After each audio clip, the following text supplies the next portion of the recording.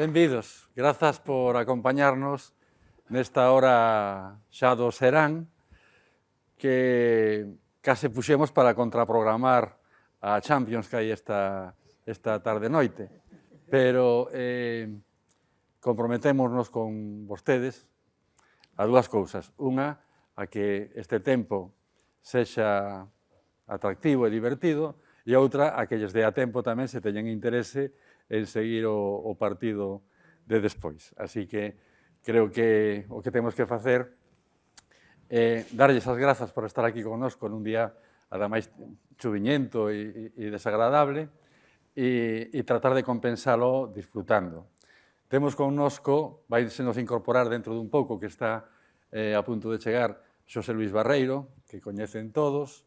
Temos connosco a gran estrela coa que queremos compartir esta tarde, que é Ciro, con moitos e moitos anos de carreira profesional dunha das súas profesións, e creo que a máis importante, que foi a de ser o noso caricaturista en La Voz de Galicia. Tamén ali, no recanto, temos, seguro que saben moito deles, pero ao mellor non lles coñecen as caras. Son Pinto e Chinto. Carlos López e David Pintor, que seguen un pouco a traxectoria do debuxo xornalístico, que é moito máis que ilustración, e tamén moitísimo pensamento. E acompáñanos María Xosé Porteiro, que tamén ten moitas profesións. Agora é vicevaledora do Pobo desde hai moito tempo, xa mesmo rematou o prazo que lle correspondía por lei, pero están en funcións á espera da sustitución, pero foi durante moito tempo, moitos anos, colaboradora de La Voz de Galicia e viviu pois todos aqueles tempos da transición. Pensar na transición levanos a pensar en cando empezou a publicar en La Voz de Galicia Ciro, os seus primeiros debuxos. Hai uns días inaugurábamos a exposición e el contaba como fora aquel momento en que Santiago Rei Fernández La Torre lle ofrecera que deixara a súa profesión en Bazán e que pasara a ser debuxante. E foi un acerto para La Voz de Galicia e penso tamén que é un acerto vital para Ciro. Non foi así, Ciro? Home, por suposto. Por suposto. Lembras aquel, non sei, o primeiro traballo que fixeches? Sí, lembro todo, aqueles anos lembros perfectísimamente. Mira, o de fichar pola Voz, os meus compañeiros de Bazán non o entendían, porque, claro, eu era proxetista. Tiña un ascenso ao que renunciei para non perxudicar a un amigo que viña detrás, o cal quere dicir que pasaba a ser axudante de enxeñeiro, e logo o escalafón era deixalo correr e eu chegaría a ser persoal directivo da empresa, non? Pero mira, sempre que me encontrei nunha encrucillada, sempre que tiven que escoller entre un camiño e outro, eu penso que o 90% das veces equivoqueime. Pero aquel día, que é para querer no destino, porque, veredes que cousa máis curiosa, eu nunca fui afeccionado á filatelia, nunca me interesou nada en absoluto, e creo que a Santiago Rei Fernández La Torre tampouco. Pero un amigo seu, que resultou ser amigo, o seu amigo meu, que resultou ser tamén amigo seu, montou unha exposición de filatelia na Torre dos Andrade en Pontedeume. Eu achegueime un sábado pola tarde para ver aquela exposición, non pola exposición, sino polo meu amigo, e cando había moita xente, cando estou por ali paseando, aparece Santiago Rei, que a cariñoso non lle ganaba a ninguén, todo hai que dicilo. Home, dame un abrazo enorme, cólleme polos ombros, fótame así un pouco para atrás e ve, tienes que dejar Bazán e venirte a la redacción de La Voz de Galicia. Pero sí. Entonces, digo, bueno, por min podemos falalo. E Juan, volvese para atrás e dice, Juan, estoy diciéndole a Ciro que tiene que dejar Bazán e venirse a La Voz de Galicia. E Juan Ramón co puro na boca.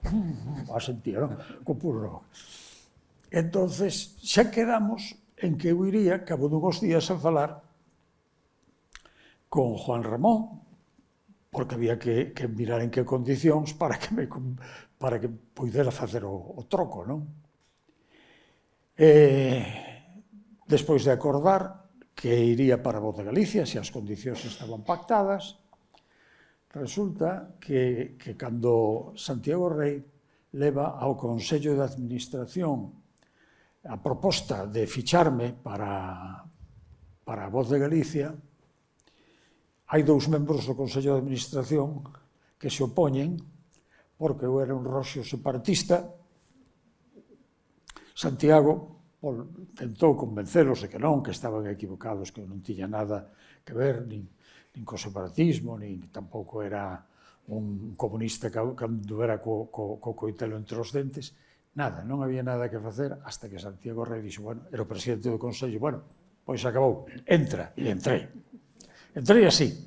De maneira que a min hai dúas persoas que foron de capital importancia na miña vida. Primeiro, Ramón Piñeiro, porque afortalou en min todo aquel galeguismo que eu mamara na miña casa, con meu pai e coa miña nai, pero que naturalmente era de outra orde, digamos, un galeguismo intelectual con Ramón Piñeiro, que cambiou verdadeiramente a miña vida, e outro foi Santiago Rei. E, claro, aí está Juan Ramón Díaz, que era un lince, que era un tipo listo como un allo, e eu aínda tardei en incorporarme á Voz de Galicia, porque estaban en obras, claro, daquela estábamos en Concepción Arenal, entón traían a emisora de radio que estaba por lá, por a avenida de Finisterre, querían a poñer na terceira planta, de maneira que toda a multimedia estuvera no mesmo edificio. E Juan Ramón decía, bueno, vamos a aproveitar o que lle pagamos a este tío para que nos faga radio, e eu empecé a facer programas de radio e pouco despois programas de televisión, non?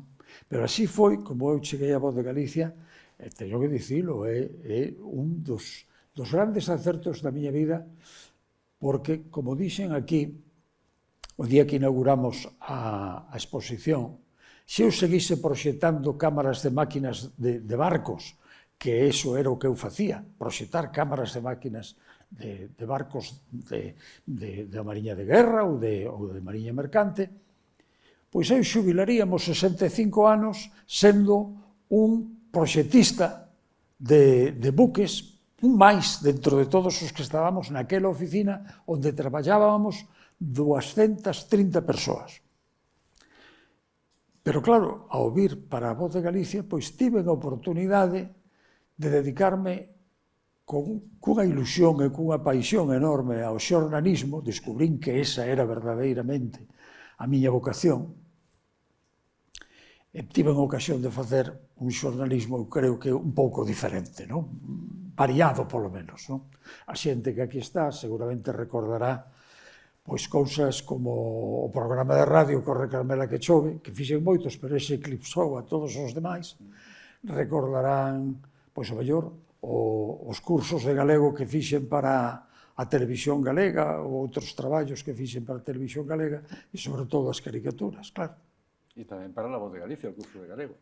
E para a Voz de Galicia o curso de galego, sí, en colaboración co Instituto da Lingua Galega, sí.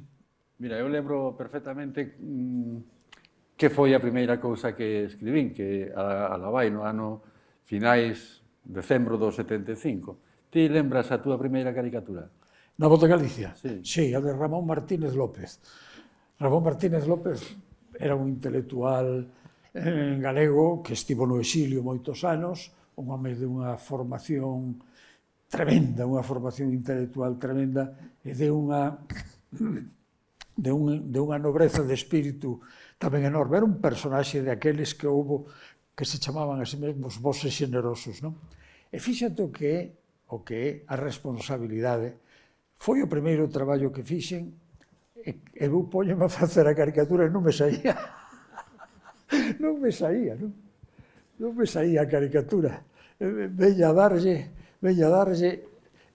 e non me saía. Por fin, bueno, eu estaba tranquilo, decía, xa sairá, e saiu, claro que saiu. Pero sí, Barreiro... Recibimos a Xosé Luis Barreiro, que xa está aquí connosco tamén. Eu coñecía de antes algo teu, daquela, evidentemente era moi novo, e lembro ao mellor ti recordas, un debuxo teu, noutro medio, tamén da Coruña, no que o que facías era reproducir nun bocadillo grandísimo, reproducías unhas palabras de El Gran Dictador. Sí. E que algo pasou con aquilo, non? Sí. Bueno, eso é increíble, non? Eso indica o difícil que foi deixar atrás o franquismo, porque Franco xa estaba morto. Eu fui ver a película do Gran Dictador en Ferrol, vivía eu en Ferrol, no cinema, recordo perfectamente, cinema que xa non existe, e cando o barbeiro xudeu bota o discurso pola liberdade, emocioneime como creo que se emocionou todos, calquer espectador que asistiu a aquilo. Entón, pensei que o que tiña que facer era traducir aquel discurso galego, e publicarlo de alguna maneira. E fixen unha viñeta para El Ideal Gallego, e estaba dirixido por un andaluz tremendamente galeguista que se chamaba Rafael González.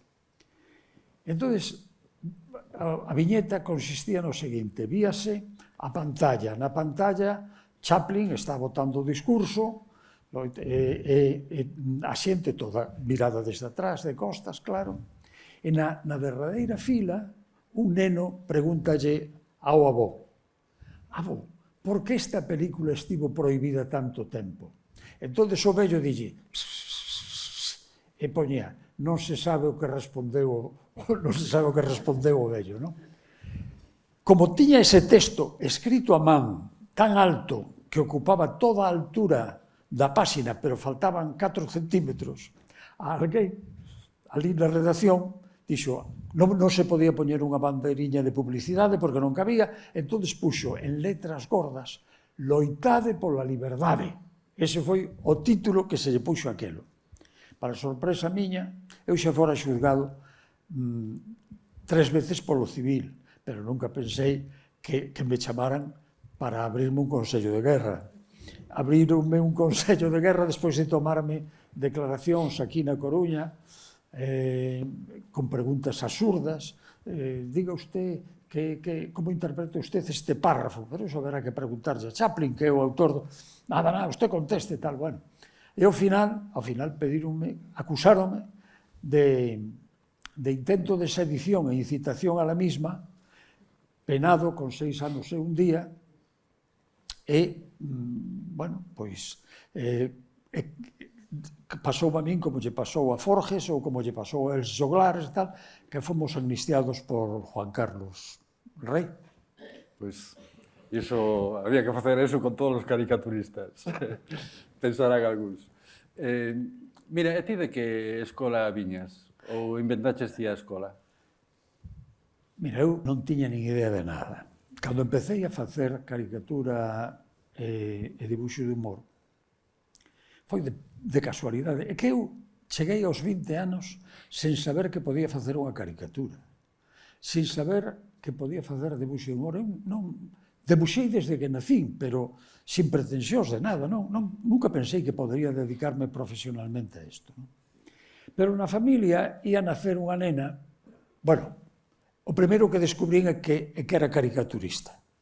Nesa oficina técnica de Bazán, onde traballábamos 230 persoas, había un señor baixiño que levaba tirantes, as gafas sempre as levaba aquí na mitade da fronte, era un gordo, era un personaxe peculiar, non?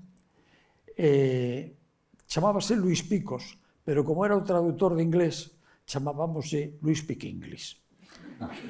E un día pasou a carón de min, eu vino en caricatura, pero nunca unha caricatura fixera. Vino en caricatura, collín o lápiz e o papel, debuxeino de memoria e dixenlle o que estaba a carón de min. Quen é este? Dixo, home, Picos, que ben está. E púxose de perfil e dixo, faime un a min. Entonces, empecé a facer caricaturas aos meus compañeiros e aprendín a facer caricaturas. Ao cabo dun ano, eu dime conta de que tiña man de caricaturista e ollo de caricaturista, que é o máis importante, non? Pero debuxo de humor nunca pensara en facer, pero na familia ia nacer unha nena e eu dixen, vou facerlle un agasallo diferente. Entón pensei que cando ela tivera 10 anos podería disfrutar dunha colección de debuxos de humor que eu fixera para ela. Entón creei unha serie protagonizada por nenos, non era nada original, era como unha falda ou unha cousa así, non? Ou como o Gaspariño de Xaquín Marín, protagonizada por nenos, e un día un compañeiro meu que era pintor, era o retratista da burguesía ferrolana, tiña un mérito enorme porque poñía aos modelos guapísimos, inda que non o foran, e seguían parecéndose. Este veu aquela colección e dixo, que bonita, déxeme facer unhas fotocopias. Fixo fotocopias e mandoullas a Borobó. Borobó era un periodista prestixiosísimo en Galicia, que daquela tiña unha revista en Madrid que se chamaba Chan. E mandoullos. Entonces, Borobó chamoume e dixo, oi, mándame 4 orixinais que imos publicarlos no próximo número. E no próximo número de Chan aparecía unha páxina completa dedicada a min que decía Chan presenta un novo caricaturista, Os nenos de Siro, e 4 viñetas. Eu, cando vin aquelo, o corazón parecía que me iba a saltar do peito, non? Saía á rúa, bueno, en Ferrol debían de venderse media dúcia de revistas Chan, pero eu saía á rúa e tiña a sensación de que a xente me miraba e ai vai, ese é o caricaturista de Chan, non? E, bueno, eu o que nunca pensara en facer fora caricatura política. Eu facía caricatura persoal e facía debuxo de humor, era o que me gustaba. Así fixen a miña primeira exposición en Ferrol. Pero, xa cando estaba no Ideal Gallego, Rafael González quixo que eu fixera caricatura política. Entón, a metade da páxina facía un caricaturista fantástico, que era Gaciño, e a parte de baixo eu era historia de unha semana. El facía a historia literaria e eu a historia gráfica dunha semana. De maneira que cando eu cheguei a Voz, Juan Ramón o que me dixo foi vas debuxar todos os días a caricatura do feito político máis importante, non? Eu empecé a facelo co meu estilo, tampouco tiña referentes, porque realmente eu creo que casi se pode decir que dito con humildade, non dito de forma pretenciosa en absoluto, pero creo que a caricatura política que inventei eu aquí, non? O sea, debuxantes de humor que fan unha caricatura política un día, sí, pero que todos os días, fagas eso, non? Entonces, empecé a facelas como me parecía, é probable que se as fixese hoxe, as fixese con outro estilo, todo hai que decilo, pero a este señor lle gustaban tanto, a Xosé Luis Barreiro lle gustaron tanto, que ti non te acordas, pero vou xo recordar. Un día, a través do seu xefe de prensa, ele era vicepresidente da Xunta de Galicia, invítame a xantar en Santiago e dime que quere facer unha exposición de caricatura política nos baixos de San Caetano. Recordas iso? Non. Non lo recorda, xe o sabía eu. E fixemos unha exposición de caricatura en San Caetano a que asistiu todo o mundo, todas as autoridades, eso. Pero, aparte de eso, el sempre, en calquera circunstancia, aí tiña o poder. Pero despois, cando perdeu o poder, seguiu sendo sempre un aficionado, digamos, á miña caricatura, algo que eu lle agradezo porque agora vai falar outra vez e falará ben de min, pero xa lle escoitei falar ben de min, non sei, quizáis media dúcia de veces, non? Pois eu teño claro que o de Siro é unha autoescola. Case nos podías aprender a conducir. Pero seguro que tamén deixaches escola para despois. Temos aí a Carlos López e a David Pintor, a Pinto e Chinto, que todos os días, hoxe tamén, se teñen que enfrontar a interpretar a realidade e contala nunha viñeta que eu quero dicir, agora que me escoitan vostedes e os que nos siguen a través da web e das redes, que son do melloriño que hai en Europa. Creo que teñen un nivel altísimo.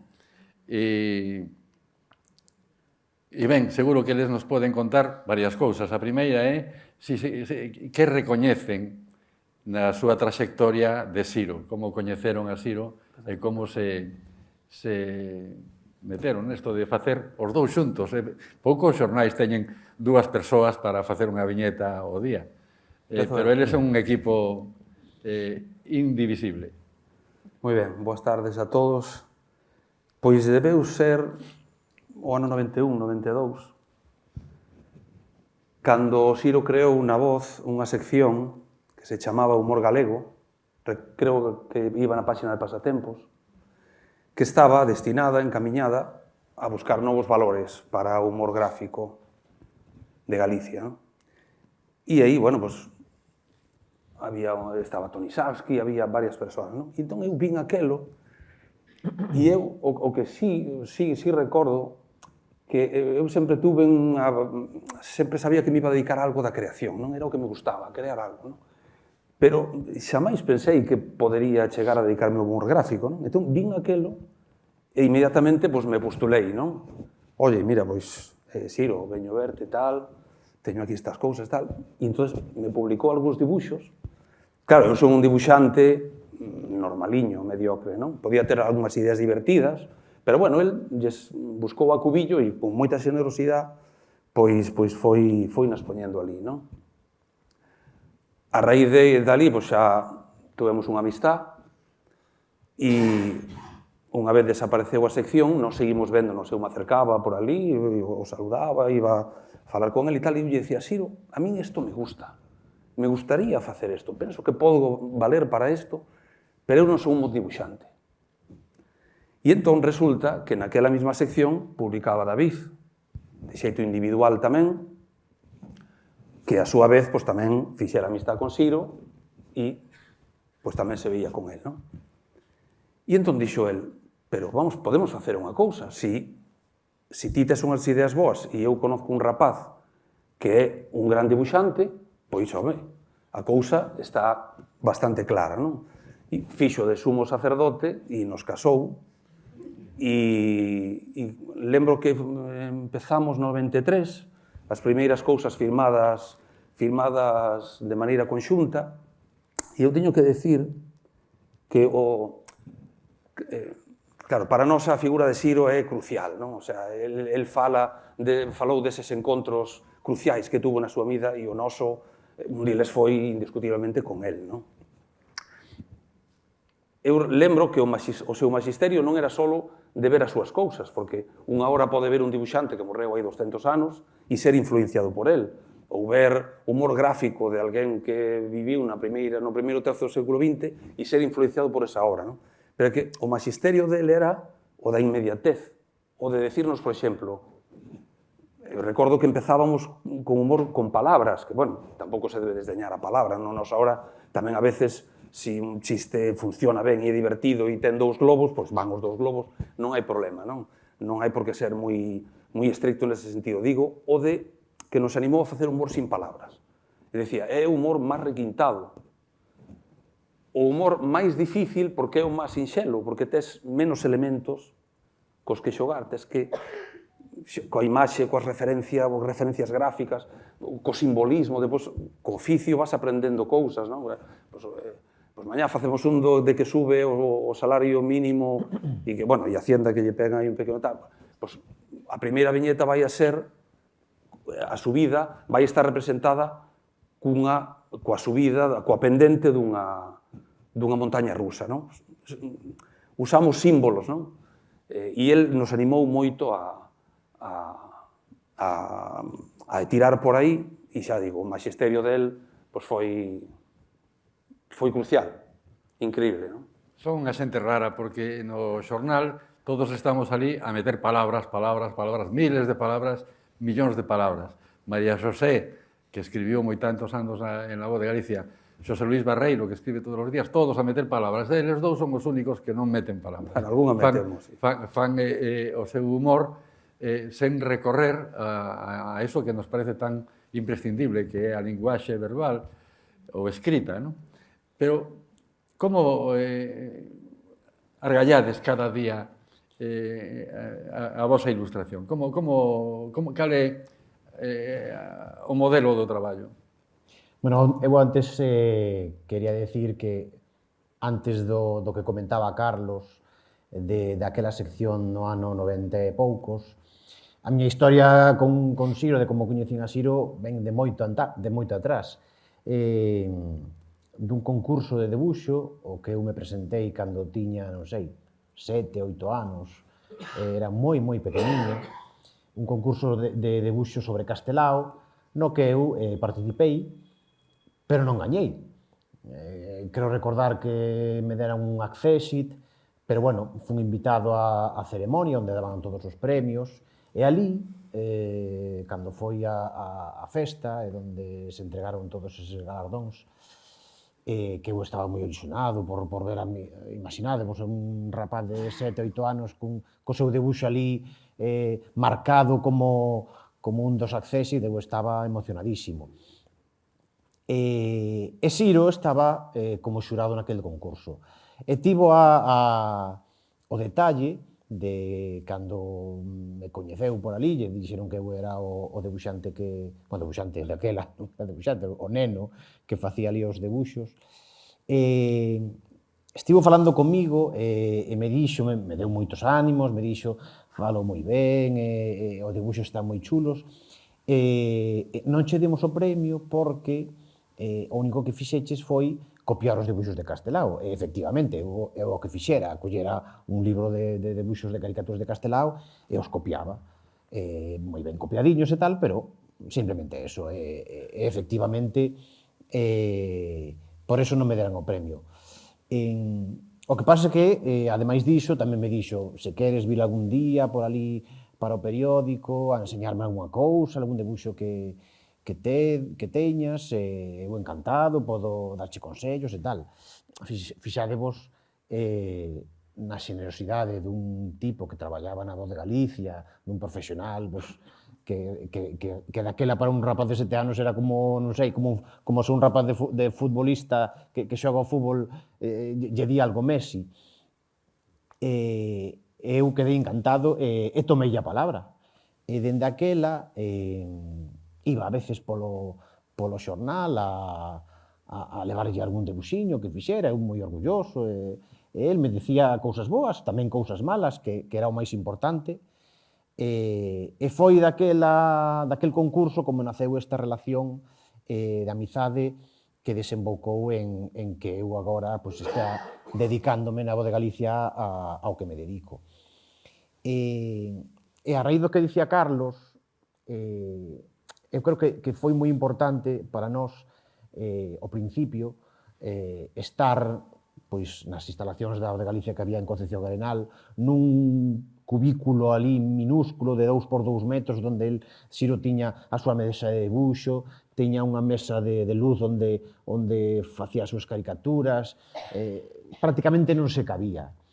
E volveu ter a gran xenerosidade de deixarnos ir ali, deixarnos traballar ali con el, e de que fora un pouco o noso mentor e que nos fora pouco a pouco dando esas clases de humor gráfico que non se poden dar en ningún sitio porque non hai escolas de humor gráfico, desgraciadamente, pero que nós tivemos a oportunidade e o privilexio de ter ali durante moitos anos a posibilidade de estar xa non só que nos dixera cousas sobre se esta viñeta se entende mellor ou peor, ou o que comentaba antes Carlos, sino tamén ver como el traballaba, como el facía as caricaturas.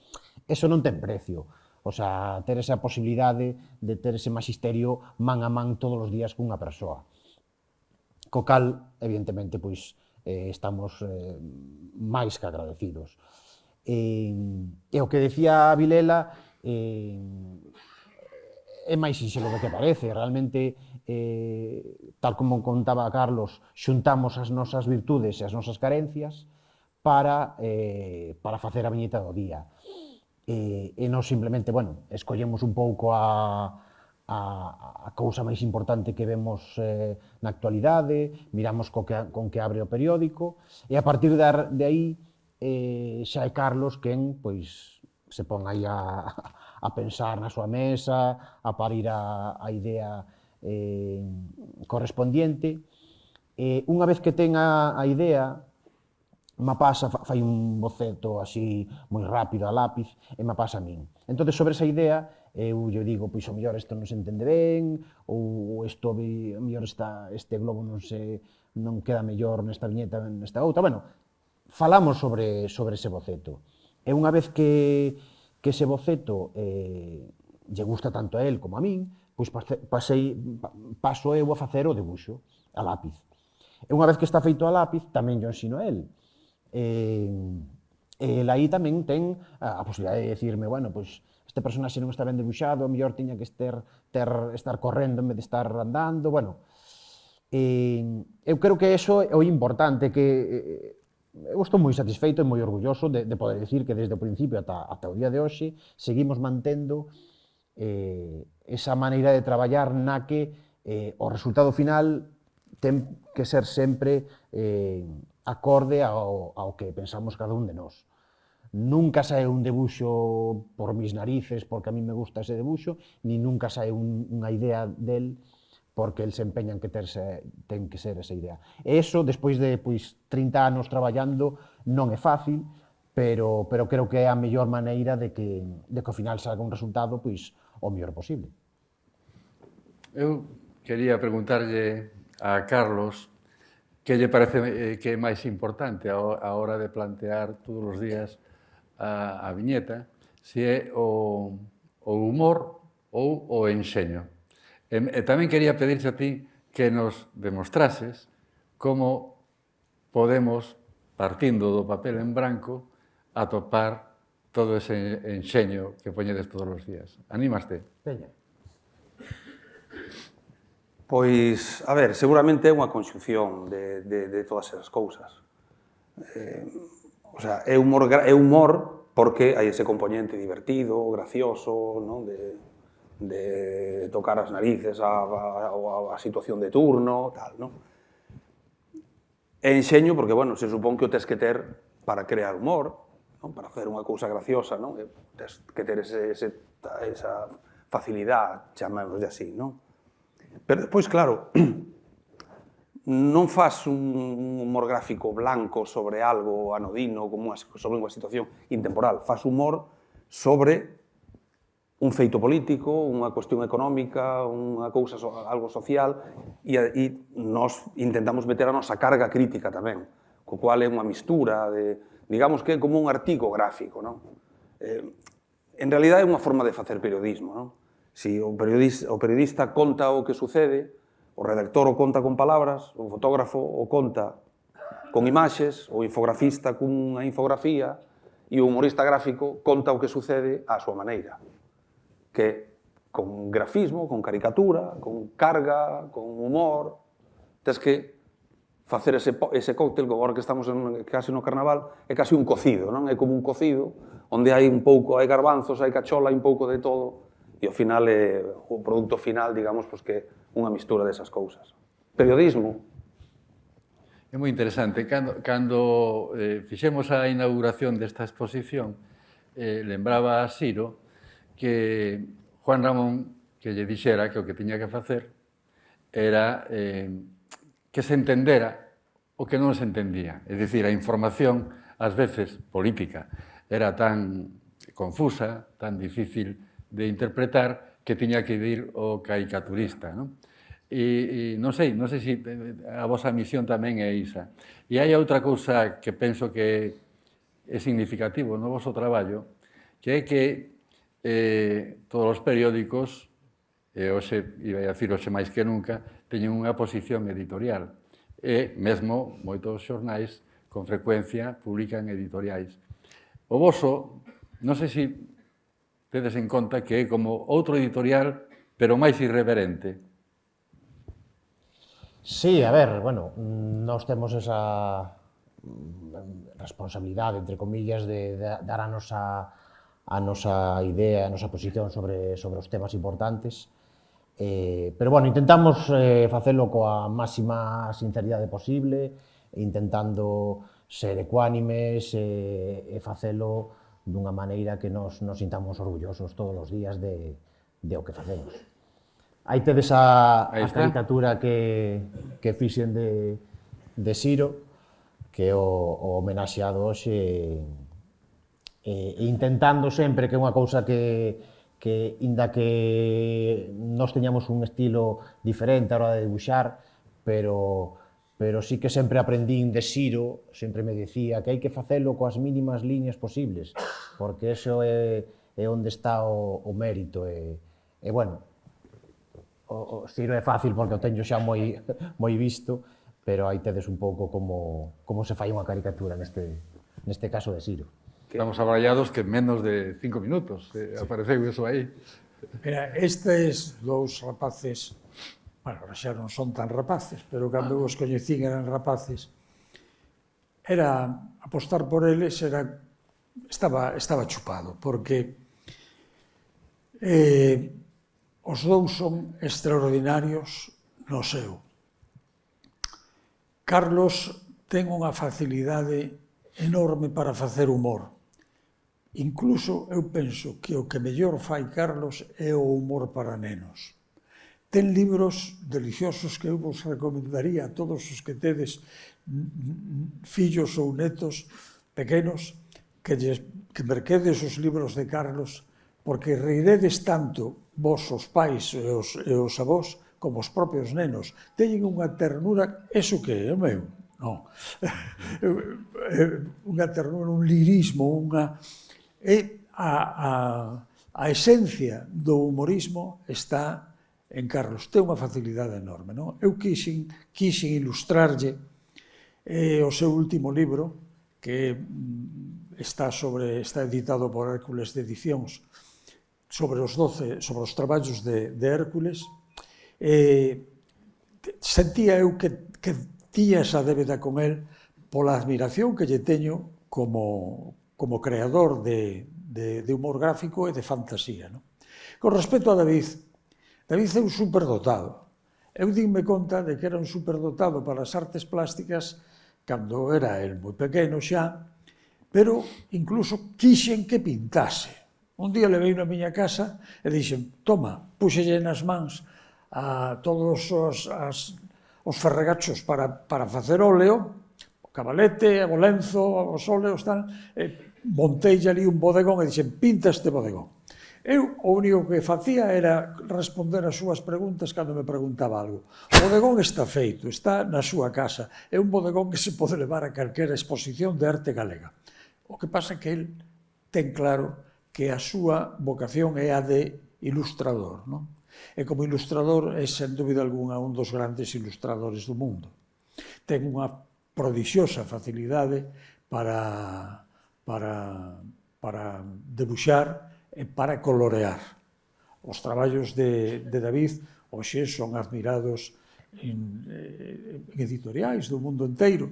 Home, eu non sei, tería 20 e poucos anos, 23, 24 anos, cando CIA de París lle encargou toda a decoración da fachada. Eso é algo que moi poucos artistas da miña idade poderán decir que o fixeron. De feito, eu non o fixen, pero el fixo xa con moi poucos anos, porque xente que está feita a descubrir talento viu nel que é un extraordinario debuxante. Pode facer o que queira. A mí cada pouco apareceme no despacho con algún libro, un libro editado en Italia, outro en galego, outro así continuamente. Bueno, eu quería destacar dúas cousas que mellor non sei se se van a falar aquí, pero que é tamén moi importante, din moito da labor que tivo Siro como promoción do humor en Galicia. Que son dúas iniciativas que, ademais, foron desenroladas na Voz de Galicia.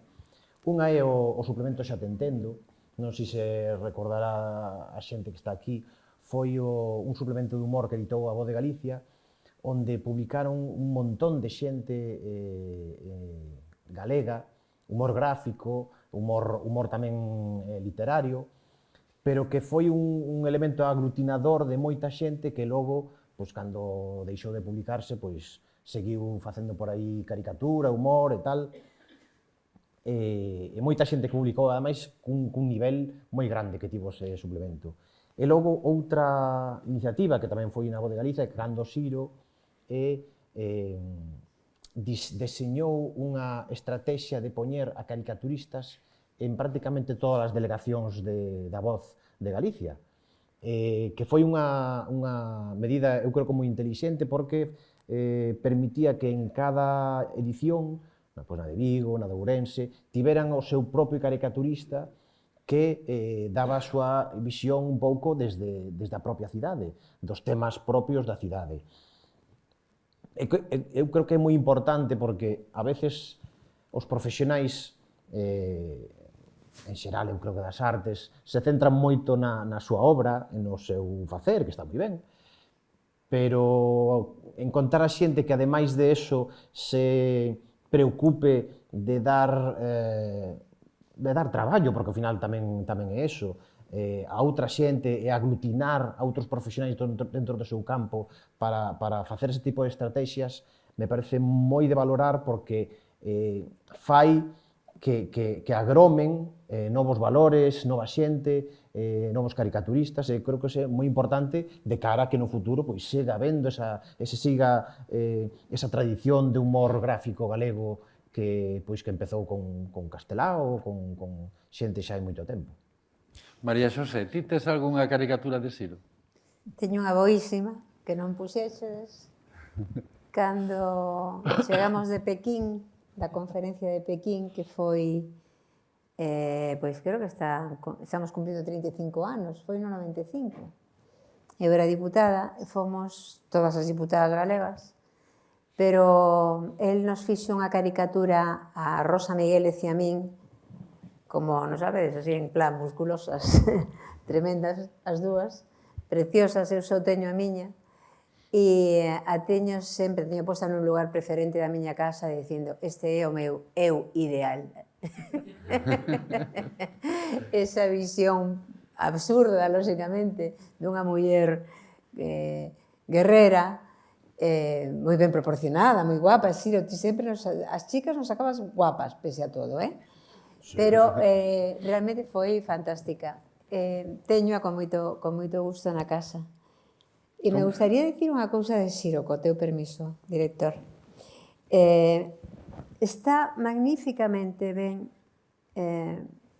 Siro aí porque o sorriso de Siro é unha declaración de intencións. É dicir, é unha persoa que fai humor, que o fai, eu diría que desde un sentido crítico evidente, pero sin mala idea. É dicir, ti podes ver calquera caricatura de Siro, vaite a facer pensar, vai deixar a alguén en peor lugar que a outro, pero hai en Siro como unha, a ver, é unha palabra moi bonita, pero é como unha bonomía, non? Que elevado o seu traballo ten un carácter moi especial. Entón, ese sorriso que me encantou, ese sorriso que lle fixeches aí, é Siro. Ese é o Siro que todos que o coñecimos creo que apreciamos e admiramos. E logo era... Siro, a ti te coñecín máis no Parlamento que no periódico. Eu no periódico empecé a traballar moi nova, nos anos 80, pero nunha etapa que estive no Parlamento, era un honor sair na caricatura de Siro. Daba igual o que dixeras, que gañaras ou non o debate, tanto tiña. pero como saliras na caricatura de Siro, inda que fose machacándote, ese día eras famosa. E o eras por moitos anos. Así que fíxate, para o ego do político, que é importante, non? Os políticos teñen que ter un aliciente de popularidade, en ningún mellor que unha caricatura de Siro naqueles anos dos primeiros parlamentos e donde as primeiras mulleres fomos moi ben tratadas por ti. Cando tiñes que dar os cañas, nos dabas caña, pero sempre fuches, como te diría, tiñas un toque aí de caballero. Son un cabaleiro. Eres moi caballero. Pero mira, os políticos sempre preferiron salir nunha foto máis que nunha caricatura, non? Depende. Si era de Siro, no. No. Que lembras daquel tempo? Cando empezaches a colaborar en La Voz? Eu? Sí. Eu empecé a colaborar en La Voz, fíxate, en Vigo, cando foi o 23F, en que ano foi? No 81? No 81. Pois no 81 eu estaba na redacción xa de La Voz de Galicia en Vigo, cunha bellísima, con B e con L, e tamén veteranísima compañeira que é Mari Carmen Parada, que é unha das primeiras, eu creo que mulleres xornalistas, desde logo, desde hai moitos anos. E despois, pois, empezamos a colaborar. A ver, nos facíamos o que nos pedían. A mí, eu quería traballar na Voz, non? E había que facer méritos. E recordo que me mandaban as cousas máis feas. Hai que facer unha reportaxe sobre o matadeiro de Alcabre. Bueno, matadeiro de Alcabre. Pois, vale, vamos a facer unha reportaxe sobre o matadeiro de Alcabre. E así, facendo cousas que realmente daquela non había escolas en Vigo ou en Galicia, evidentemente, de xornalismo, unha aprendía labrando a terra, non? Co sacho. Para mí foi unha gran escola a Voz, pero donde verdadeiramente eu aprendín a escribir foi nas entrevistas magníficas que puiden facer nos suplementos de cultura que pasaron por as miñas mans, no mellor sentido da palabra, todos e todas, laxeiros, cunqueiros, todos e todas pasaron, Darío Xoáns Cabana, tiven esa enorme sorte de poder facer entrevistas culturais na Voz durante moitos anos, e donde xa, digamos, lle puxemos a guinda a algo que realmente requiere de unha especialización foi cando me permitichedes empezar a facer opinión. A opinión é moi difícil de facer. Si é difícil de facela con humor, estou aquí co maior experto no tema, non sei como verá el, pero para min é o máis difícil. É o máis difícil porque para min cada artigo era un reto. E logo a xente non o sabe, pero as medidas dos artigos son inflexibles, as temáticas, cando che poñen unha, pois é esa, se non vas ti por libre, e cando ti vas por libre e te poñen nunha páxina importante ao lado dun articulista importante, por favor, digamos que aí te sintes consagrada.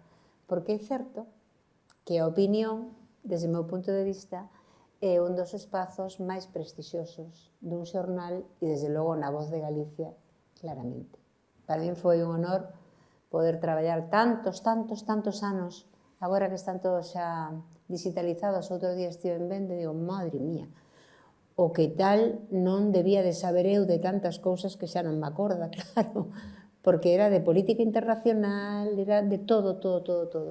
E éramos moi poucas as mulleres que escribíamos opinión daquela neses termos. Xosé Luís, ti viviches ao mellor o Siro máis aguerrido cando estabas na etapa política. Que lembras das súas caricaturas e de como foi contando el pois aquel, tendo nun libro, o Cristo da Autonomía, non? Cofrades do Cristo da Autonomía. Os cofrades do Cristo da Autonomía, sí. A ver, eu debo de ser, despois de Fraga, a persona que está en máis caricaturas de Siro. Teño de todo tipo, onde estou solo, onde estou con 2 ou 3, onde estou con unha recua de xente, ou da recua vale perfectamente en algúns casos, e incluso unha descripción exacta. E teño unha etapa, despois direi algo máis dela, na que dedicar a caricatura a calquera cousa que a dedicara eu sempre aparecía nunha esquiniña observando, desde unha alcantarilla con uns prismáticos ou en calquera tal, pero ti tiñas que buscar un pouco como se fora un dibuixo deses onde está, verdad? E esa etapa debeu de durar polo menos 2 meses. E finalmente deime conta de que el se dera conta do que iba a pasar antes que a min, que fun o que fixo pasar o que el dixo que tiña que pasar. E, por tanto, teño moito de todo. Agora teño unha que non é das millores, pero é das que máis vexo. A min inhabilitáronme para estar na política no ano 90. No ano 90. Eu xa me esquecera de que fora político e todo. E un día saleu unha caricatura de Siro donde estaba, bueno, cando fixera eso, non? Cando me inhabilitaran, el dibuxárame enterrándome cunha serie de xuíces e políticos e tal, uns coas palas, outros cos picos, quedaban así algo fora para que se soupera quen era, pero enterroume ali definitivamente. Pasaron 6 anos e aparecín un día, vino no periódico, salindo do cadaleito, abrindo a porta, salindo do cadaleito, e isto a que virá, non? A casualidade é que no mesmo día chegoume unha carta do que fora presidente do tribunal de aquí de Galicia, Daniel García Ramos, dándome o fin certificándome o fin da sentencia e dicindo que non se solía facer, pero que el tiña moitísimas ganas de firmar o fin desa sentencia, que o firmara de tal maneira que eu entereime primeiro por ti e despois polo xuiz que me mandou o certificado. E agora teño 2 netas, teño máis netos, claro, pero teño 2 que son mellizas e que cumplen hoxe 6 anos, e que cando van ali á casa que teño en Pontevedra, sempre ven nun cuadriño posto ali encima do sitio a caricatura de Siro salindo. Abó, por que te encerraron? Explicacións, hai que dar moitísimas explicacións, pero morriches de verdade todo non, pero faltoulle pouco, verdad? Así de vez en cuando parece que se lles perden esa obsesión, pero outro día paran as 2, quedanse ali mirando. E cando morriches doeuche moito, non? Bueno, pois, esa é a hora a que máis vexo, porque teño ali precisamente porque a elas lle chama tanto a atención. Teño moitísimas, unhas fotocopiadas, outras orixinales, moitas mandadas por Siro, e algunhas mandadas por Juan Ramón Díaz, que durou todo o tempo que me durou a min tamén a actividade política, e que máis mandaba encuadradas todas iguales e tal, que era un detalle moi grande, porque despois non tiñas que encuadrar eu, pero el xa máis mandaba, así cando lle salía unha moi boa e moi acertada, collía o original e mandaba. E as que te son boas ou malas? No contido, xa sei que no debuxo está moi ben. Para mí son todas excelentes por unha razón moi sencilla. Vamos a ver, eu creo que Siro ten 3 facetas na caricatura, non? Un é o dibuxo.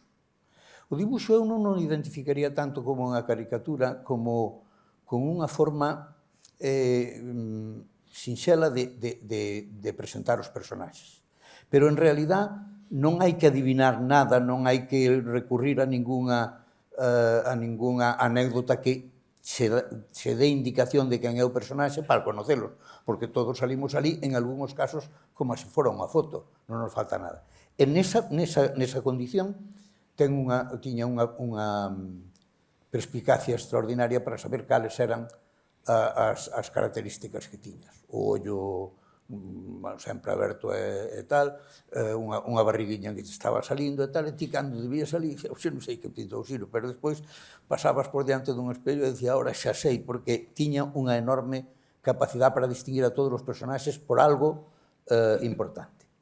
Despois tiña outra cualidade que é, desde o meu punto de vista, non é a dun caricaturista, senón casi a dun intelectual periodista, non? Tiña unha enorme capacidade para saber o que era importante en cada momento. De tal maneira que a súa caricatura sempre salía sobre o tema. A veces non prendía na xente, porque os temas non prenden na xente en función da súa importancia, senón de moitas outras cousas que o fan. Evidentemente, se neste momento todas as televisións lle dedican ao día 5 minutos de telediario al verso pois quere decir que estamos probablemente derivando cousas importantes para pasar a un tema enormemente goloso, por decirlo de alguma maneira, nas relacións e nas conversas sociais. No, el sempre escribía sobre ese punto e tiña unha enorme capacidade para saber, cando pasaban moitas cousas, cal era a clave de todas aquelas cousas que estaban pasando e por que se podía facer un arco con elas. Despois tiña outra terceira característica que é a literatura. Tanto cando escollía unha frase feita, como cando escribía el unha frase para poñela ali, evidentemente era unha auténtica maravilla. Poucas veces eran frases de máis de 3 ou 4 palabras, que é o máis difícil de escribir, claro, 3 ou 4 palabras que sean capaces de transmitir unha interpretación inteira dun momento enormemente complexo. E, por tanto, eu creo que esas 3 características son as que o fixeron enormemente singular, era único, non? E, por tanto, cando miras agora, casi podías facer con as caricaturas unha historia onde ti vas vendo as caricaturas e vas sabendo realmente o que pasou, por que pasou e en que dou, non? E esas partes, pois, me parecen as que lle dan esa enorme importancia. Eu nunca tuven, non sei se os demais, pero eu tampouco nunca interpreto mal o que fan conmigo. En política eu sempre tuve a idea de que hai un precio que pagar por outras moitas ventaxas e moitas oportunidades que ter, non? Que é un pouco que todo o mundo opine de ti, millor ou peor, non? Eu nunca me sentín desplazado en ningunha cousa, nin falseado nunha caricatura de Siro. En realidad, tuve con outros moitos caricaturistas que traballaban noutros periódicos, non?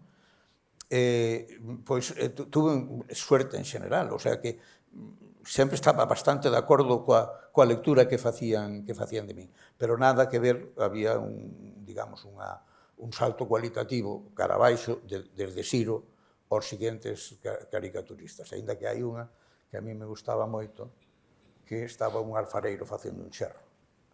E ven outro e estaba lle contando o alfareiro e dixo: Dios fixo o home de barro. E di o outro: entonces Dios é barreiro? E dixo: en certa medida, sí. Eran tempos en que eso tiña algo de razón, pero a min fíxome moita gracia porque, bueno, a utilización así dos apellidos e desas cousas que a min salíronme varios desos, sempre me gustaba moito. Nunca tuve a sensación de ser mal interpretado, nin ofendido, nin nada, creo que por ningún caricaturista, menos por Siro, non? Do meu punto de vista personal, que fixen cousas moi complicadas de entender. A política de Galicia ao principio foi enormemente acelerada, tuvo que facer moitas cousas en pouco tempo, tuvo que aprender tamén desde a prensa e desde todos os sitios.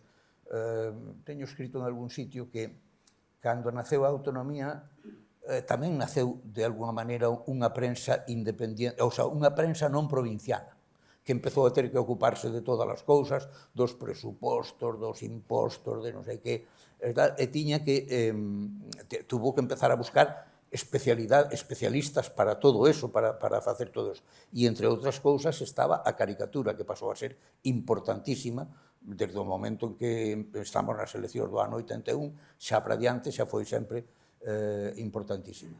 E, por tanto, creo que en todos eses momentos a visión de Siro sempre foi a explicación máis acertada de por que pasaron cousas incomprensibles e cales foron os resultados, a veces tamén incomprensibles, de esas cousas que el adiantou no seu momento, non? De tal maneira que creo que hai, xa digo, que ten unha figura, unha páxina na historia do periodismo galego desde esa perspectiva da caricatura, que eu sempre me gustaría encontrarlle outro nombre para decir que non é caricatura, porque creo que moitas veces é casi como unha foto simplificada, non, de un proceso da realidade. En ese sentido, interésame moito. Eu colaborei no Xa te entendo.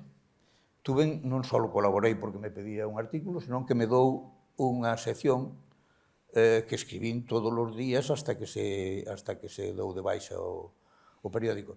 El tamén sabía que eu facía moito humor, escribindo e falando. Eu facía moitísimo humor. Casi tan bo como o del, pero eu facía con palabras, non? E despois tamén deben ter bastante humor en moitas cousas que fixen, en moitas decisións que tomei. Hai algunhas que son, deberían de ser históricas, aunque non o sean, e hai outras que hai que ter moito humor para facelas, non? Pero eu entendínme moi ben nesa parte, e por iso el tamén sabía que eu era un bo lector do humor e da caricatura, do humor e das dúas cousas, porque sempre disfrutei moito con esas cuestións que plantean os humoristas, que van moitas veces, chegan coa explicación a onde non se chega noutros casos. Iso, os que vivimos unha etapa do franquismo, eu tiña 25 anos cando morreu Franco, ainda non acabara a carreira, a segunda carreira de todo, porque estaba na mili, porque me mandaran a mili forzoso, e digamos, non podía estar activo noutras cousas. Eu sempre tuve a sensación de que os humoristas do franquismo, non só os da primeira etapa de La Codorniza e tal, senón os do Hermano Lobo e todos aqueles, cubriran unha etapa de información e de atención á política enormemente interesante, e moitos deles eran extraordinariamente bons. Tamén me acordo dunha de Summers, verdad? Estaba Landelino Lavilla presidindo as Cortes e estaba falando o segundo de Pujol, como se chamaba, que foi membro da Comisión Constituinte. Roca, Miguel Roca. Estaba Miguel Roca falando. Non poñía ningunha palabra de Miguel Roca ni nada. Era un momento en que terminaba Miguel Roca, decía, muchas gracias, presidente, e o presidente asomábase así por encima e dixo, me ha dicho el presidente del gobierno que vaya al bar y tome lo que quiera. que era, por decir de alguna maneira, a alianza salvífica que había naquel momento entre aquela Convergencia Democrática de Cataluña e a UCD, que estaba entrando nos momentos da súa absoluta decadencia. Por tanto, eu sempre pensei que o humor tiña, desde o punto de vista da explicación da política, ten moitísima importancia para chegar a onde non é fácil chegar, entre outras cousas, porque non toda a xente entende ben determinado de críticas máis duras ou máis directas que eso. E tamén o practico agora cando escribo artículos bastante serios e nunca se me queda unha línea sin facer ou sin intentar facer rir a xente. Agora empezo a aburrir un pouco porque a política aburre demasiado. Pero sempre me gustou tirarme por esa vía. Eu creo que está clarísimo que os creadores de opinión en Galicia, moitos, facedes humor cando escribides completamente en serio. Isto é unha característica dos galegos. Os galegos temos un sentido do humor especial, unha vivencia do humor especial, isto non se discute, de feito, o verdadeiro humor ou humorismo nace en Galicia e os únicos auténticos humoristas son galegos.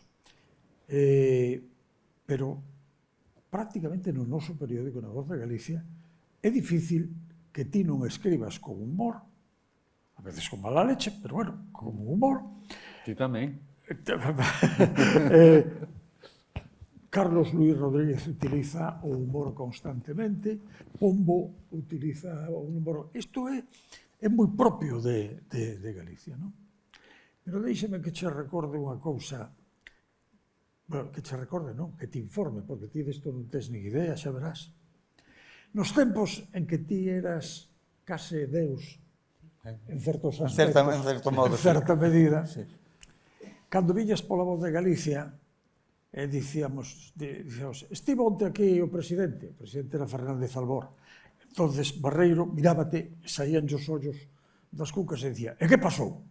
O sea, Barreiro vivía como Santa Teresa, ¿no?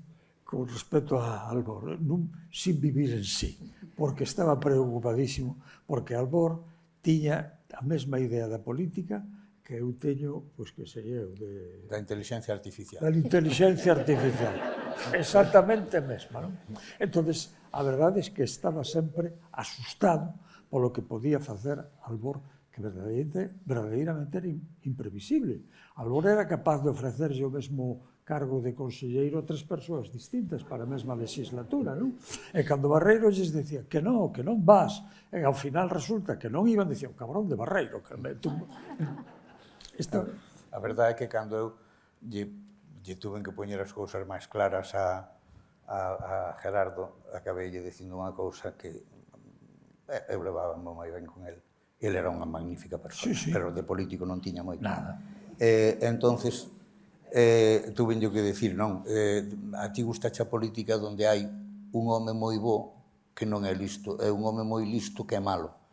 Esa política non pode durar, sempre se acaba, bueno, a famosa poli bueno, poli malo, non? Esa sempre se acaba. Un solo recordo. Ti tes unha frase que vina nas caricaturas aí expostas, que é magnífica. O día que se fixo, que tomamos a dimisión de dimitir uns cuantos, bueno, dimiteu ao final todo o goberno, pois non sei como, non me acordo cal era a caricatura, pero estaba Gerardo estaba solo, sentado na mesa, estaba toda a mesa baleixa. Sí, pero o goberno... E ao día seguinte apareceu o goberno, aparecía xa a mesa chea e púxolle debaixo, Alborada. Alborada, sí. Esa está exposta aí. Están as dúas, cando queda solo completamente na mesa, e o día seguinte ten todo o goberno e dice Alborada. Pero aí iba eu. Antes de que ti tentases dar o golpe de Estado, Ahora xa se lle pode chamar así, porque teñen boa prensa os golpes de Estado. Xa está desclasificado. Pois, claro, houve un momento que efectivamente na Voz de Galicia fomos moi críticos con Fernández Albor. Fomos moi críticos todos os creadores de opinión, e eu tamén, nalgúnas caricaturas, non? O caso é que, bueno, pasou o que pasou, que dixo outro, Albor marchou a Europa. Eu tiña, antes de que Albor se dedicase á política, eu tiña unha boa relación con Albor porque ele era un galeguista, dos que asistían o 25 de xullo a misa de Rosalía, todas esas cosas. Eu coincidía ali con el e tiña moi boa relación, e tivena sempre. Pero cando pasou aquelo das caricaturas verdadeiramente agresivas, ás veces porque ilustraba textos de compañeiros, e marchou. Pois claro, pasou moito tempo sin velo. Un día entrei no Corte Inglés e vexo que Albor está baixando nas escaleiras mecánicas e dixen, vou esperar por el, xa pasaban varios anos, e vou esperar por el. El torceu a cara, cando me viu torceu a cara, pero eu espereiro. Dixe, Xerardo, entón, que ben te vexo, trátante ben en Europa. Entonces el parou e dixo, porque ali non hai periodistas fillos de puta como aquí. Entón eu dixelle, fillos de puta como a min. E dixo, era tan bo, era tan bo que me dixo, non, como a ti non, como a outros. Entonces, démonos un abrazo, e quedamos tan amigos. De feito, pouco despois morreu Carlos Casares, e vímonos ali no cemiterio, casi choramos xuntos os dous abrazándonos, non? Pero sí, era así. Barreiro estaba asustado polas cousas que podía facer o presidente. Ás veces non eran tan inxenuas, porque aquilo de darlle unha tarxeta ouro ao xenro para que gastase o que lle dese a gana, a mí eso non me parece que fora candor político. Meu? Non, o xenro de Albor. Non, pero quero dicir que lla dei eu. Non, deulle Albor ao seu xenro. Non, eu creo que non, que lla dera eu. Vamos a ver, creo que lla dera eu. A ver, todos os que estades aquí, supoño, tendes unha tarxeta bancaria. Eu entendo que non hai millor control do gasto dentro dunha administración que gastar con tarxeta. a tarxeta que dábamos na Xunta tiña os ingresos limitados. Pero que ten que ver co xénero. Bueno, porque tiña nombrado jefe de gabinete. Bueno, non me acordaba. Desde esa posición da tarxeta con ingreso limitado, que era solo de gasto protocolario, digamos, os estadillos bancarios chegaban a min. E, por tanto, cando uno se tenía que ir a Valencia un día que hacía mucho sol y además jugaba el Madrid con el Valencia, yo sabía que aquel cargo no podía ir a gastos de tal. Despois empezou fixeron moitas administracións. Despois empezou a generalizarse o asunto e colleu mala fama e todo o mundo tirou as tarjetas. E eu creo que nunca se gastou peor que agora. Bueno, Porque eu creo que a tarxeta, a ver, vos sabedelo moi ben, porque cando, eu agora cando un día aparece un gasto de 170 euros, ven a muller e di, con que comiches? E iso é a tarjeta, iso é a tarjeta, non? Eu non podo gastar 2 euros, non ando con cartos, non podo gastar 2 euros sin que se entera a muller. Sí, claro. Eu creo que ese é un dos errores que se montan na administración, que finalmente todo o mundo se pon neles, porque parece que a tarjeta é que non ten límite de ingreso, nin de gasto, nin nada. No, a tarjeta tiña todo eso. Estaba todo intervido polo interventor, claro. ves, esquecera eu que era o xefe de gabinete. Sí. Ciro, mira, non oímos máis que gabanzas túas, pero cantas broncas recibiches dos políticos? Non. Mira, cando Fraga se presentou para facerse cargo da presidencia por primeira vez con 400 gaiteiros na Praza do Obradoiro, eu tuve clarísimo, había que pintar a Fraga cunha gaita. Pintei cunha gaita. Esa foi unha boa idea. De todas maneiras, a idea boa de verdade foi non quitarlle a gaita nunca. De maneira que hai aí abaixo unha caricatura onde están na cama Fraga e Paco Vázquez, os dous, para dormir, e Fraga ten a gaita al lado na cama, non? Dille Paco, que pies calentitos tiene usted, don Manuel? Pois eu non lla quitei nunca, non? Entón, cando xa levábamos un mes así, e Fraga veña coa gaita, houve un conselleiro que lle dixo, oiga, presidente, é mellor que fale vostede con don Santiago Rey ou con Juan Ramón Díaz, porque está tomando usted de coña coa gaita e tal. Meu querido amigo, parou e dixolle que o meu traballo que merecía todo o seu respeto e que, polo tanto, el non ia intervir para nada ninguna cousa como esa. Fraga, hai que dicir que aprendeu a valorar a caricatura. Mira que non lle fixeran caricaturas xa a él antes, pero nunca as coleccionara. Pero estando de embaixador en Londres, coñeceu a un político conservador moi maltratado pola prensa, pero que tiña unha colección enorme de caricaturas. E Fraga decidiu facer unha colección de caricaturas e cando chegou a Galicia xa tiña caricaturas. Entón, o día que lle gustou unha, pois Pérez Varela, recentemente falecido, chamoume e dixo, oye, o presidente gustalle moito a caricatura, podíades regalarlle? Dixo, sí, home, falo con Juan Ramón. Entón, Juan Ramón fixo co presidente o que facía contigo. Coller a caricatura, embarcala e mandarlla.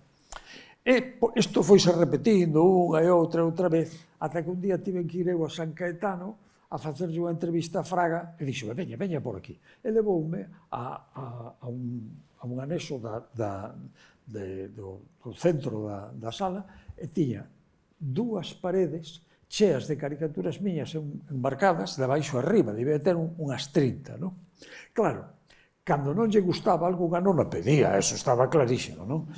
Pero sí, chegou a coleccionar bastantes. Un día, presumíume a min de que estábamos solos, invitárame a cear, todo hai que dicilo, eu son culpable de cear con Fraga algunha vez no Vilas, sí, máis dunha vez.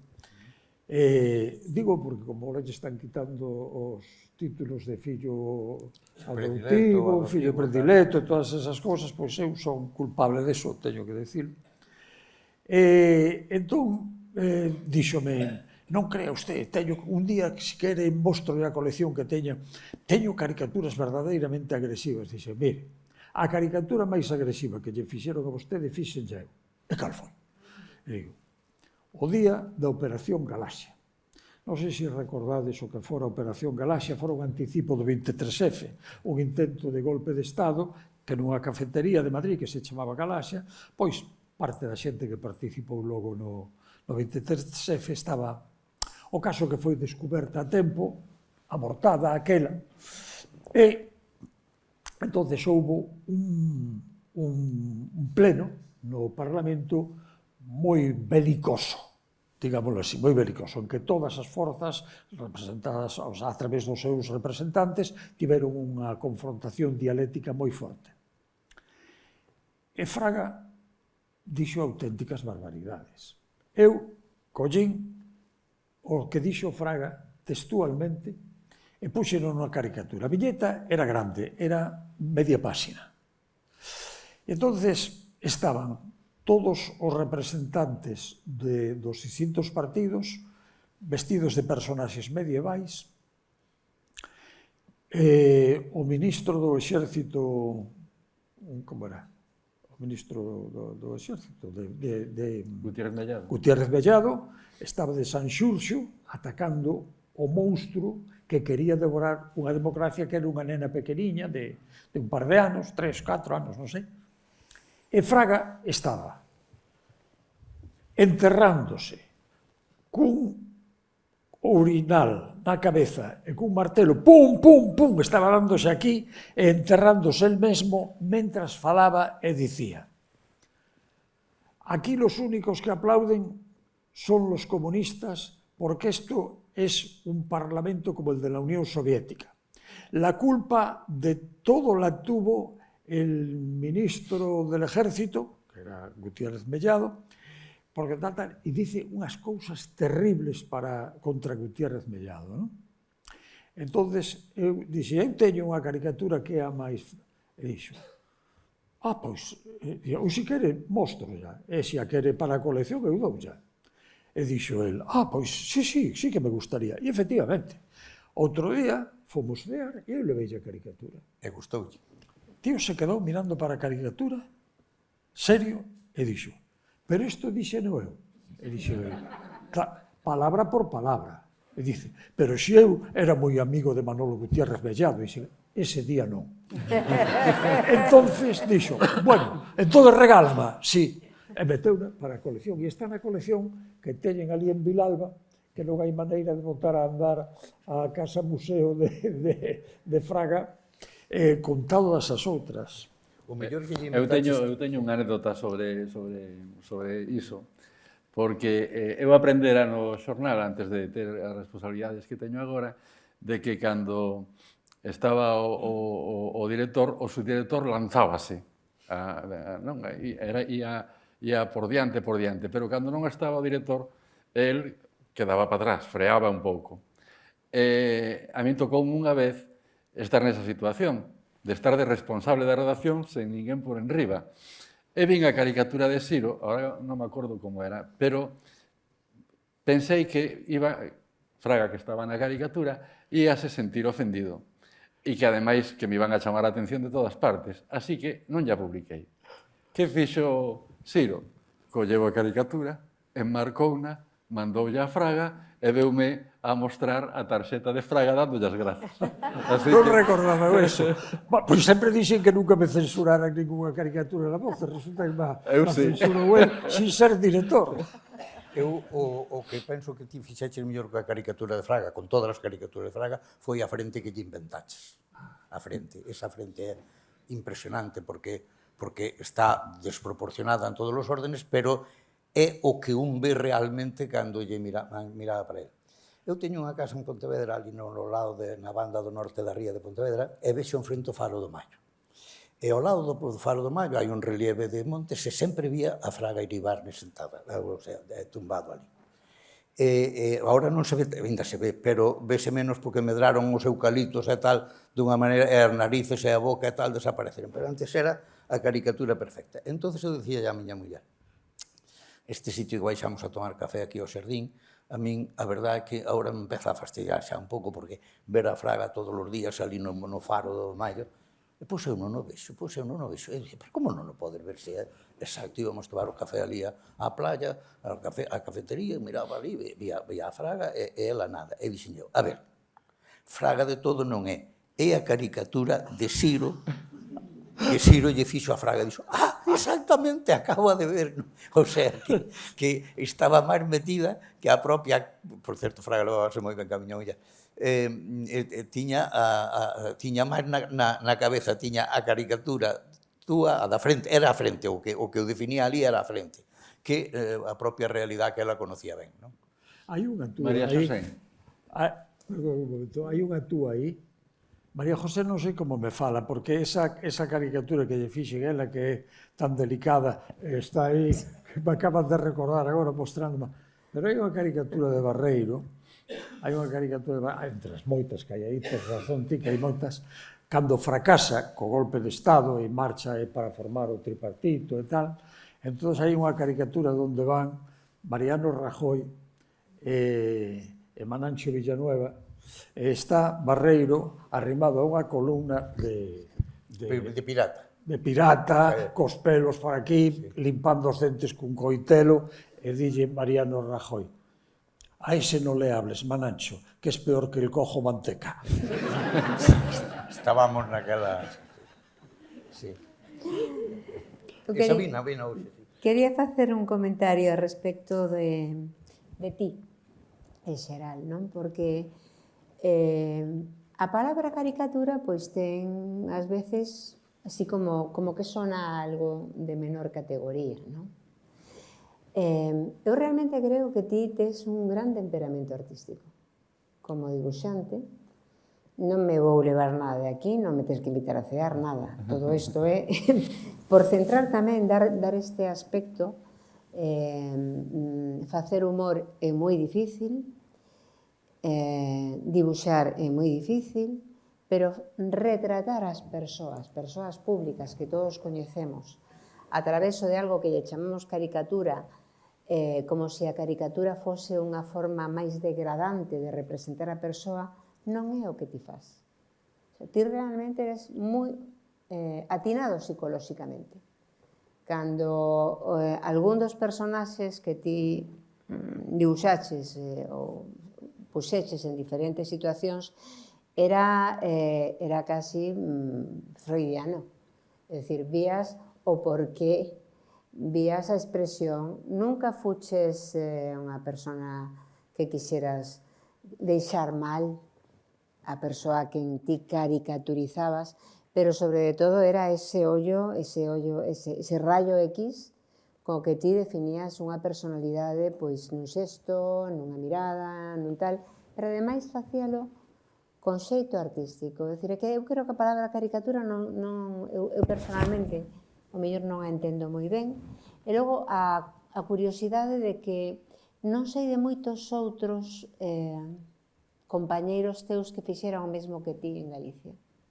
Eu creo que ti creaches unha escola, que a Voz de Galicia creou unha escola, e eu me estou recordando a grandísimos caricaturistas, como Forges, como El Roto, que non traballaban sobre persoas recoñecibles. É dicir, e ti sí, ti és un retratista. Bueno, verás, ese é un tema interesantísimo porque efectivamente hai unha consideración artística da caricatura como algo inferior ao retrato, poñamos por caso. Mira, hai un ano eu tiña unha exposición no quiosco Alfonso. Era unha exposición antolóxica. Eu pensaba que ia ser a última exposición que faría na miña vida e pareceume oportuno que a xente coñecera o que eu facía no retrato, no espido feminino, na paisaxe, en todos os xéneros e todos os temas e con todas as técnicas, de maneira que esa exposición mostra todo eso. Non había ningunha caricatura política, porque, a fin de contas, eu pensaba que a xente o que coñecía de min era a caricatura política. En cambio, sí había caricatura persoal. Había unha sección de caricatura persoal que correspondía a unha serie que fixen na Voz de Galicia, que se chamaba Riscos, onde eu facía unha entrevista a Barreiro, por exemplo, foi un dos entrevistados, e unha caricatura grande, case ocupaba toda a altura da páxina. Toda a altura da páxina, na parte esquerda, tiña a entrevista á dereita. Sei non porque estou recollendo o meu despacho da facultade e tiña ali pegada antes de onte levei na placas. Claro. Bueno, pois a caricatura para min sempre foi, desde o momento en que me din conta de que eu podía facer boa caricatura, un reto para conseguir arte de museo. Eu o que quería era que as caricaturas, polo feito de ser caricaturas, non tivesen que ser consideradas inferiores ao retrato. De feito, eu tardo moito menos en facer un bo retrato que facer unha boa caricatura. Un bo retrato sei que podo conseguilo, se estou inspirado, claro, en media hora ou unha hora. Unha caricatura nunca sei o que vou tardar. De feito, eu que son íntimo amigo de Alonso Montero, tardei moito en sacarlle unha boa caricatura. Recoñecíase nas caricaturas, pero non era unha boa caricatura. Tardei un ano en conseguir unha caricatura. E pasou igual con Domingo García Sabel. Tardei moito tempo en facerlle unha boa caricatura. En cambio, os retratos, pois non, os retratos. Que pasa? Que a caricatura é máis difícil, porque o retrato abonda con que represente fielmente a persoa a quen estás debuxando ou pintando. A caricatura ten que dicir máis, porque a caricatura é un retrato deformado. E se deformas o retrato é para algo. Para que deformas? Pois deformas para que ese debuxo que acabas de facer, que obxectivamente non se parece ao modelo, porque o modelo nin ten esa boca tan grande, nin ten eses ollos tan saltos, di máis do modelo e da personalidade do modelo que calquera retrato, que calquera fotografía ou que o propio modelo que aparece por aí camiñando, non? Por iso, Henri Bergson di que a caricatura é unha arte diabólica. Non é diabólica. A arte da caricatura consiste en coller a expresión peculiar que temos cada un de nós, podemos ter varias expresións, non? Cambiante, pero coller unha expresión exagerada. No momento en que colles a expresión do modelo que está nos ollos e está na boca, a apreixas e tú a domínala e a exageras, por defecto ou por exceso, tanto te, pero a exageras, entón estás facendo un xogo de maxia que consiste xustamente en eso, en que aquel debuxo que non se parece en nada ao modelo é máis o modelo que un retrato convencional. Unha das campañas electorais que fixen coincidiu coa proxección da película Parque Jurásico en Galicia. Entón eu convertín a Fraga no Tyrannosaurus Rex. Está abaixo en algunha das caricaturas como Tyrannosaurus Rex, pero é que é igual, porque hai unha caricatura abaixo onde está Aznar, leva detrás, vai tirando dun can, e o can ponse en dúas patas e é Fraga, cunha boca enorme, entón nada máis que son os ollos de Fraga, e é Fraga, porque abonda que apillaras a expresión dos ollos para conseguir esa maxia. Logo podes facelo cos estilos que che dé a gana, non? Simplificado como fago eu, ou máis barrocas como fai David, maravillosas caricaturas. Oxe, sai unha caricatura no periódico do noso amigo Vizoso, extraordinario cartelista e diseñador que morreu onte. É unha caricatura magnífica. Bueno, pois esa caricatura de Vizoso, de David, é máis vizoso que as fotos que se lle podan facer a Vizoso ou os retratos que se lle poidan facer a Vizoso. Esa é a verdadeira esencia da caricatura. E eu digo máis, cando fago retratos, sempre exaxero un pouquiño, Sempre fago retratos un pouquillo caricaturescos para que se parezan máis. Xa case vai chegar o partido, así que imos ir rematando. Pero unha pregunta ao fío do que estás a dicir para ti e para Pinto e Chinto tamén. O caricaturista que é un psicólogo, un sociólogo ou un fiscal? Bueno, depende. Se é o caricaturista político satírico, que este é a cuestión.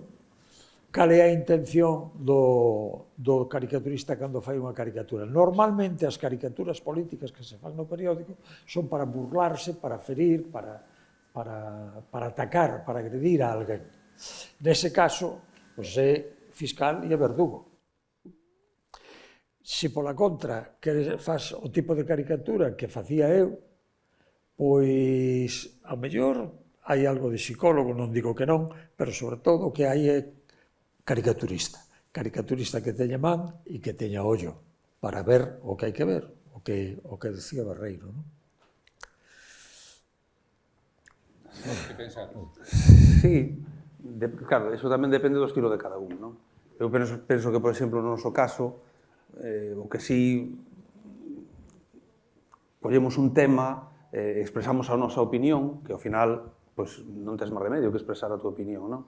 E intentamos poñer unha carga crítica ao que vemos que nos parece injusto, non? Pues a veces non só sempre facemos humor, a veces dun tema moi grave, dun atentados ou cousas moi graves, o cambio climático, pois aí non facemos humor, metemos unha carga reflexiva, digamos, gustanos facer pensar, non? A veces.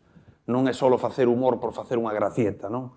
Que queremos que a nosa opinión que se manifeste no deseño, poñer a carga crítica e expresar o que opinamos e o que nos parece injusto, e a veces ponderar o que nos parece xusto tamén, non? Non só é criticar, facemos debuxos porque son laudatorios de algo que nos parece ben, un personaxe que un gran artista, un gran escritor que falece, pois facemos unha cousa bonita, non?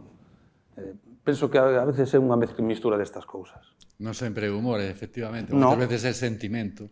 Sí, e claro. facedes que todos sintamos o que transmitides. Pretendes remover a veces, non? Ou facer tomar conciencia na medida do que ti pensas, non? Do que son as túas aspiracións. Intentas conmover a veces, non? Non é só facer unha gracieta. Penso que a nosa labor penso que non máis seria, entre comillas, non? Igual queda feo decir máis serio, pero bueno, que o humor se di que é unha cousa moi seria, e é certo, non? Pois temos que rematar, pero como falamos algo do pasado, tamén estaría ben falar do futuro para rematar e preguntarvos o que xa vos estará preguntando todo o mundo, se a inteligencia artificial vai acabar convosco.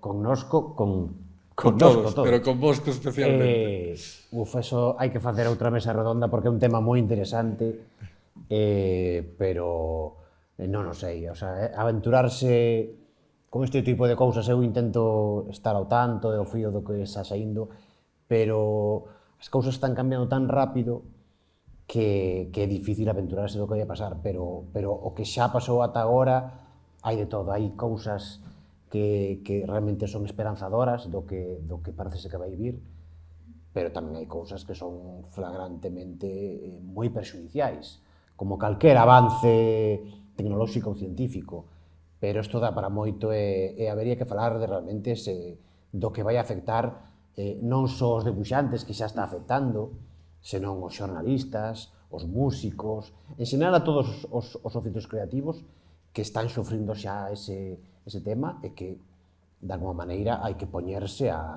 nunha mesa e ver que vai pasar con isto, que pode pasar tanto para ben ou como para mal. Pero falar ahora en 2 minutos de eso me parece como porque ten moita amiga realmente. María Xosé.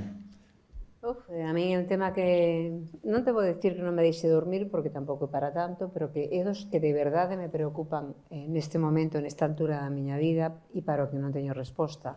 O que si estou segura é que hai unha parte da creatividade humana, que por moito que a inteligencia artificial chegue a parecer que a fai, en algo vamos distinguir cando está e cando non está. É imposible que ninguna inteligencia artificial se equipare a inteligencia deste caballero que temos aquí.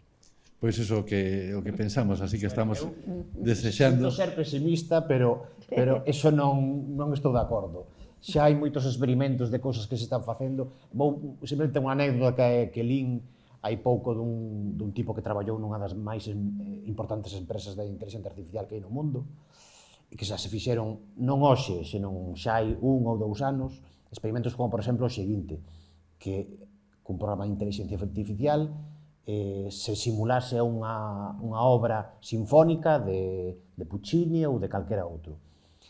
De representala xunto con outras do verdadeiro Puccini nunha sala como esta, chea de expertos, e cunha porcentaxe de xente que pensaba que era dese autor enorme, enorme. Eso xa pasou, eso xa cousa de pasado, co cal no futuro eu estou convencido que non nos imos distinguir. De feito, xa non nos estamos distinguindo.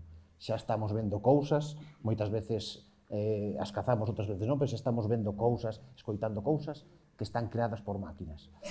Por eso digo que é moi importante darse de conta de onde estamos para empezar a falar, empezar a regular, empezar a ver que se fai con isto, porque non digo peligroso, pero é importante para moita xente. Ben, esperemos que a inteligencia natural humana pois poida permitir no futuro que haxa debuxantes como a ti, articulistas como Xosé Luís Barreiro coa súa capacidade de renacer cada día cunha idea distinta e cunha erudición tremenda, que volva a escribir con 2.500 caracteres, que, por certo, nas probas que facemos nós, a inteligencia artificial fai todo ben, menos contar caracteres.